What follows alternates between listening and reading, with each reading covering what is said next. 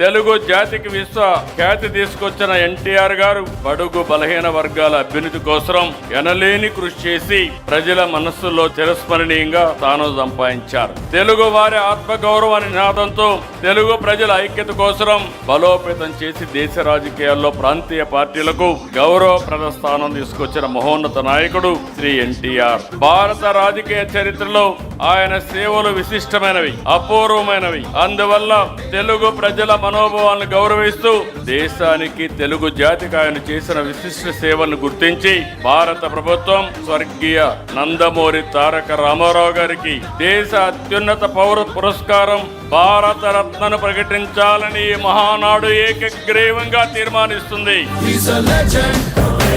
ఇది మనందరి ఆకాంక్షే కాకుండా ప్రతి తెలుగువాడి ఆకాంక్ష, తెలుగువాడి కోరిక. ఈ రోజు మీరు ఒక్కసారి చూస్తే దేశ రాజకీయాల్లోనే పెను మార్పులకు నాంది పలికిన వ్యక్తి మళ్ళీ ఒకసారి ఏకగ్రీవంగా రాష్ట్రం మొత్తం మనం కోరుకుంటున్నాం, పార్టీ అంతా కోరుకుంటున్నారు. మీరందరూ కూడా దీన్ని ముక్త కంఠంతో ఏకగ్రీవంగా ఇక్కడుండే వాళ్లే కాకుండా ఎవరైతే ఈ రోజు క్లస్టర్ స్థాయిలో ఉండే వాళ్ళు కూడా లేచి నిలబడుకొని గట్టిగా ఏకగ్రీవంగా ఆమోదించాల్సిందిగా మిమ్మల్ని అందరినీ కోరుతున్నాం.